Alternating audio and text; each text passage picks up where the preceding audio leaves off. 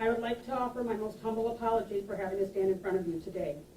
I take full responsibility for my actions, and it was not my intent to disrespect Your Honor or to disobey the court's orders. I stand here today scared and vulnerable, begging the court to understand that I'm not a lazy parent. I am a passionate mother who cares deeply about my children, their health, and their well-being.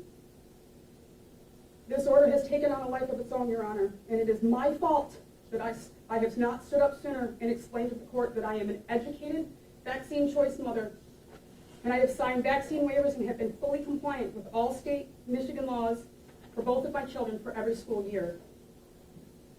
And if my child is going to be forced to be vaccinated, I couldn't bring myself to do it. It goes against my beliefs, Your Honor. My marriage to Mr. Horn was annulled over 9 years ago, and we've always shared the same beliefs on vaccinations until recently. I beg the court to see that Mr. Horn's newfound belief on vaccinations is nothing more than his leverage for him and his attorney. Your Honor, on November 16th, 2016, in a motion I was never served notice of, and after reading the transcripts from that day, it is very clear that Mr. Richardson took the liberty of writing that all vaccinations be brought up to date. As it shows on the record, Your Honor referred all matters to the FOC for an Okay, evidentiary ma'am, hearing. I'm going to stop you because the truth matters to me. November 30th, you appeared to set that order aside. You never went before me. You agreed in a consent order to vaccinate your child. 1. 2, I understand you love your children, but what I don't think you understand is that your son has 2 parents, and dad gets a say. And the record, I urge you to review it, and anyone else. What you just said, that he has a newfound objection, is not true. You acknowledge in your own pleadings your child at a year old was up to date on all his vaccinations. You acknowledge that in your own pleadings. I'm not going to take time today to listen to the facts as you see them.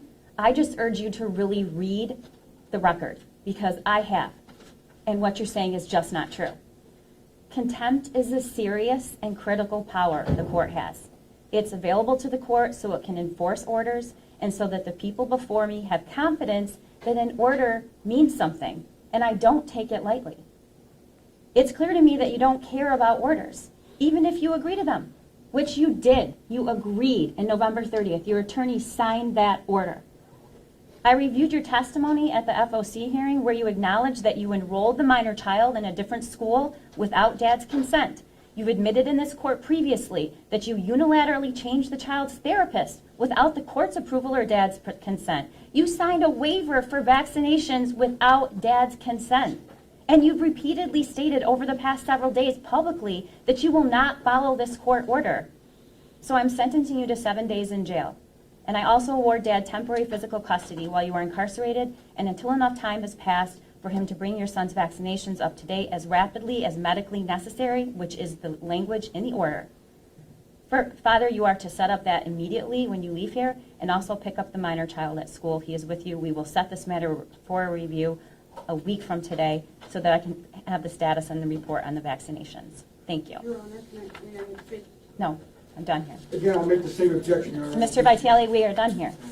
Call the next case. Your Honor, now calling docket number 52, Hoffman versus Hoffman. Case number 2017-856-491-DO.